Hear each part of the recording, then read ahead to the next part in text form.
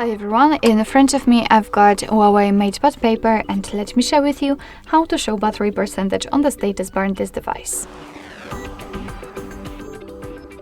So if you've got only the battery indicator on the status bar and you're a person who really likes to know exactly how much battery you've got left, then nothing easier. All you have to do is to simply enter the settings, which are in the left lower corner, and find the battery. It should be on this section right under the sounds.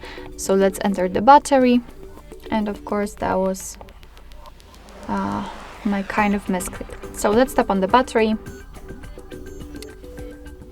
Come on. All right.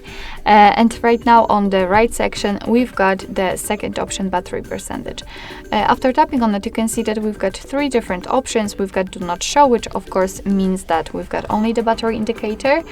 We can set it next to the battery icon. Let's tap on it, and as you can see, we've got the percentage next to the icon, just like it is set in the options, or we can set it inside the battery icon. It's of course up to you.